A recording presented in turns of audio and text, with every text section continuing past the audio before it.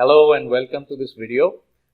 Today we are going to discuss the different phases of growth that you're going to experience while building your startup or your business into a big brand. And the reason I have put this video together, this is a very special video for me, is because during the starting phases of my own journey over the last 15 years in sales and marketing, there were a lot of times whenever times were good and sometimes the times were bad. And during this whole journey, just putting together the journey in retrospect, I just wanted to make sure that I make a video where I can share with you this journey so that you have these steps in advance. And when you're going through or coursing through the individual steps and techniques on setting up your own sales and marketing and your startup together, you understand where each result that you get, where it fits in. Like I said, sometimes goings will be good and sometimes goings will be bad, but it's important to have a plan, and in your mind, every outcome that you're getting in your business, you know where it sits on that plan, even when the results are not what you expected them to be. So as long as you have a plan and you keep taking the steps, you're going to grow no matter whether times are good or times are bad. So with that, let's quickly go through the pointers, the items, the phases of growth that you have or that you can expect during your journey setting up your own startup or setting up your sales and marketing for a new allied product line, assuming you're already in business. So the first phase of growth is definitely to identify your niche, your product, and how the positioning is, what is your angle into the market, what exactly is the problem that you're trying to solve for the customer, and why you are a specialist in that area. So just kind of identifying where you're going to play, who's your ideal customer, what your product is going to do to solve them. And that part, just having that clarity is the first step, and it is a very, very important step, because from there will stem all of your other stuff, your sales and marketing and strategy and product, etc. The second step is setting up your messaging and your customer journey, which we call the funnel. The messaging is stuff that you write, whether it's on your brochures, in your advertising, the stuff that you say when you meet your customers for the first time, or your customers come in and interact with your brand for the first time. What do they see? What impression do you want them to get? That is the messaging, and we go into it in great detail in the bonuses you have for marketing. And then the funnel, which is your customer's journey. Do you have an email system set up, or do you have an asset like a PDF guide that you can shoot them on WhatsApp? Whatever the entry point for your customer into your brand is, whether it's the WhatsApp or it's email or a little promo event that you're doing. And then just kind of being very clear on what impression the customer is getting when they first see your stuff. What are you having them do when they come in and interact with your brand for the first time, that guide that you send them, and exactly how you want them to be positioned when you actually make them a call for a high ticket sale. The third thing is going through the process of actual selling, attracting your customers and talking to them and getting the checks out, getting the deals in, getting the money in. And this is going to happen at multiple levels. It may happen if you have a small ticket product, it may happen at a small ticket level, what we call in sales and marketing as a tripwire. It's a small, no risk product that your customer buys from you, and they kind of get to know you and the trust is started to build. And obviously the second level is selling them a high ticket product, which could be 5 times what you currently sell as a tripwire. And then of course the third phase that we go into the product bonuses that you have to score. The third phase is having a profit maximizer or a back-end monetization strategy. Once you have the customer, they have your trust, they bought something big from you. What is the back-end monetization strategy to maximize the money that you get out of a customer? And when I say the money you get out of a customer, it's not a one-way deal. Every time you get money from a customer, you're going to make sure that you give them the best possible experience, the best possible results, the best possible products and services that they started out to have. And actually, the process of selling them more and more things will keep building the trust more deeper and deeper. Just to give you an example, talk about Swiggy or talk about Amazon. The more we have bought from them, the more that trust is built. And you will agree with me when I say that there have been times when you get a bad experience, even through Amazon or through Swiggy. Sometimes the food is not right, the restaurant is not packaged it well, the quantity is not good, you didn't get what you wanted.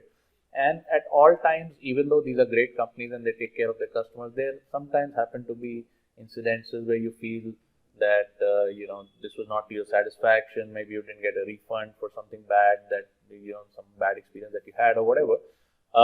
But in spite of that, just because of the fact that you dealt with these companies over 100 separate transactions, you've not seen on social media, you've actually dealt and paid them 100 separate times for 100 different products, or 100 times you've ordered from them. Just that strength is so good that just one or two unfortunate experiences will not make you go out and switch your brand, right? Just to kind of give you a quick personal example, also there are two food delivery services in India, which are very large, and they are significant brand names. One is Zomato and one is Swiggy. For some reason, I started doing business with Swiggy first, and in spite of the fact that sometimes I log into Zomato and there are some great deals, sometimes I feel that for certain restaurants the pricing they offer is better. It's just that I've been dealing with Swiggy and my comfort level is there, and I believe in their refunds process, and I believe in their customer support, even if I'm ordering something at 2 o'clock in the night. The fact that I've done 100 separate transactions with them, the trust is greater. Now, I'm not affiliated with any of these companies that I'm talking to you about, but I'm just trying to give you an example of every single time that you ask money from a customer for a separate product or an add-on product or added value that you're providing them, that trust is built more and more, and your customers are getting what they need from a service provider or product provider. So attracting your customers and pulling them into your different product lineups, that is the third step.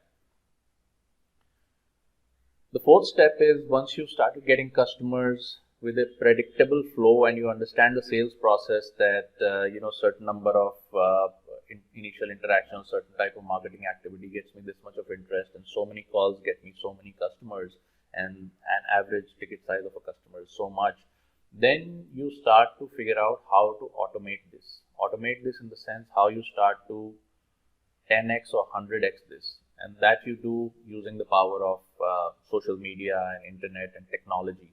A lot of this marketing game has been made easy for the small person because you don't have to spend as much money, and you can easily compete with big brands, provided you're providing more value to the customer. So this game of automation, we take a shot at it in the second level course. And if you are already in that course, we're talking about how to automate and 100x your results. And that is the fourth phase of your business growth. And the ultimate phase is scaling and building a business around your money, which is how do you build an organization that can take care of each of these phases, which is your sales, your marketing, your productizing, your back office, and your people, right? These are the five elements of a successful business. So how do you get other people to take care of these five critical functions so you can step out of it? And you can even start to hobnob with investors and see if you want to take an exit or something of that sort. So scaling and building a business around your money. So just kind of focus on the choice of words here. You're building a business around your money, right? In most courses or classes or degree courses such as MBA, etc., they talk about building a business, and the business will attract money. Here at Startup Frat, we have a different methodology altogether. We want to get our money figured out first, right? So that's why sales and marketing comes first. Once your money is figured out, then you can build the back office around it. You can build a business around it. And we truly feel we have a very Indian mindset around business. We think that even if you're making a whole lot of money and you're like in some online marketer or some affiliate marketer or some MLM marketer, you don't really have a business unless you have people around you, your employees, who can take care of some of the basic functions of your business without you. And unless you do that, you will never be able to be very big in the world of business. And the idea is not only to be very big, but it is to have a scalable model where you're adding value to other people who are in your employment as well. And you're adding value to society by creating a larger and larger pool of resources which your customers can access and get more and more products and services of more and more value. So that is where you start building a business with people taking care of the different functionalities in your business. And the vision that we have is something that been endorsed by Sir Richard Branson, the founder of the Virgin Group. He says, I just take care of my people and my people take care of the business, which is why the Virgin Group is not only very big, but it has a level of happiness and satisfaction associated with every single facet of that group of companies. You will see the employees happy, they're well taken care of. You see the customers happy. You ever walk into a Virgin airline, Virgin America or Virgin Atlantic airline plane, you see that the whole feel that a customer gets is different because they've built it around happiness. And the reason they've been able to do that is because Sir Richard Branson got his money figured out first, and then he got people to take care of the money, and he took care of the people, and the people took care of the business. And that's how business works at the ultimate level. However, we feel that is a higher phase of growth. Once, if you have a mindset where you say, oh, I'll create the business, I'll get some funding, create the employees first, create the back office first, I'll create my vision first, and then I'll wait for the customers to come or the money to come. That typically does not work, at least in this market. In this market, you got to test out your ideas first, get the money flowing in first, and then build a back office around it, and then build people around that back office. So these are the 5 phases of growth that your startup is going to go through.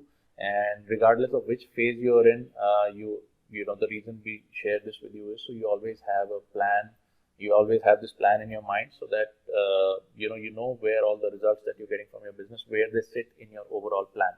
So real quick, if you're new to this, identifying your niche and product and positioning should take maybe 2 to 5 days, less than a week, right? So whatever angle you decide, you're not going to be able to do a whole lot of research for months together and then arrive at the right answer. You will never be able to do that. You've done all your research in the life you've lived till now. So whatever your instinct says, you've been in the market, you've worked at a company, you've had a business, or you're a very smart student who's just come out of college, your instinct will tell you what is right. I was very new to my medical career, literally 1 year in, and I realized that I needed a different angle into the industry and something that would help me achieve my dreams and goals. And even at that point, not having a business degree, not having any experience in the market, working in my very first hospital job, being 23 years old, my instinct brought me to the right answer. So whatever you've lived till now, your life till now, that's going to help you make the decision. You just have to sit down at a quiet place, hopefully with the assistance and emotional support of your spouse. And then you decide this is the area that you want to go in, and this is the product that you want to launch while your other stuff is going on the way it is. It should take less than maybe 2 or 3 days. And then you set up your messaging and funnel. Your messaging is how you think your business should look like. What are the things you write on your brochures, maybe on your Facebook group or Facebook business page. How do you want the people to get an impression of your brand when they first interact with it? And then the opt-in, which we've already spoken about earlier, and we speak about in great detail in the sales and marketing bonuses. The funnel, which is the first time prospect interacts, how do you pull them into the funnel? How do you get them to opt in to your WhatsApp broadcast or to your email list? And what is the asset what is the flyer or PDF or guide that you send to them that gives them an impression that you're the right kind of people to do business with, right? And the third thing is attracting your customers, which is getting the people to come in and buy from you. Once the initial messaging and funnel has done its job, then you attract the customers and do the high ticket sale and get the money flowing. The messaging and funnel should ideally take you no more than maybe a week to set up. And whatever you set up, you can outsource some of that. You can outsource an ebook creation on Fiverr.com. That's Fiverr. And you can, whatever is ready with you by the end of 1 week, maximum maybe 10 days, you go with that. And you can iterate at the back end. Start hitting the market first and iterate at the back end. So 7 to 10 days. So 3 to 5 days for the first step, 7 to 10 days for the second step. The third step is attracting your customer. This thing will take 1 to 3 months while you try to sell, you get customer responses, you analyze those responses, you figure out which ones are better. And a lot of this stuff will be done for you in the course that we have on high ticket sales as a bonus with this course. So just go through that, ask a lot of questions, write a lot of comments on the videos. I read them myself. I'll help you to set this up. But this whole phase of getting your arms around what the customer is thinking, how much I'm able to sell, what do I need to do, 1 to 3 months at the max. Okay, maybe you're making a profit, maybe you're just breaking even or making a very thin profit, but you got that piece in place and you know that the money is flowing. So you have the cash flow going on, right? Then the fourth thing is automation. That should take maybe 1 to 3 months. Assuming if you're part of our community in the level 2 course, then we have a 1 to 3 month process where within 30 to 90 days you will be set up on automation, where all of this stuff will be happening at a scale where customers will be lining up and you will be at a paucity of time to be able to service them, which is a great problem to have. So we show you how you get all of this stuff happening with the use of systems, systematize your whole business, and that's when you, even if you've not made a whole lot of profit in your first 1 to 3 months, in the next 3 to 6 months you supercharge this using technology.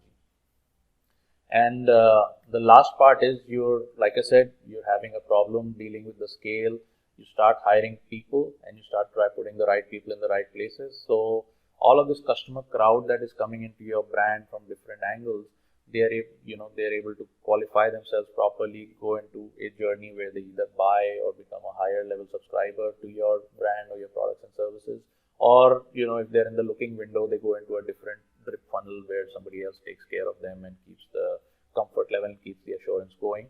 So you need a lot of people to do that, and that phase is going to take you maybe a year or so to set up, because although most of us are living in countries where there's a lot of talent, etc. available, but regardless of which country you're living in, either you will have to find talent or you'll have to sort through a lot of people to find the right person who believes in your brand and who you can trust to go with you for the long term. So there's a lot of sifting and sorting. You will hire and probably hire people, and they will leave at some point, and then you will find your right people, and that will be the team that takes you ahead.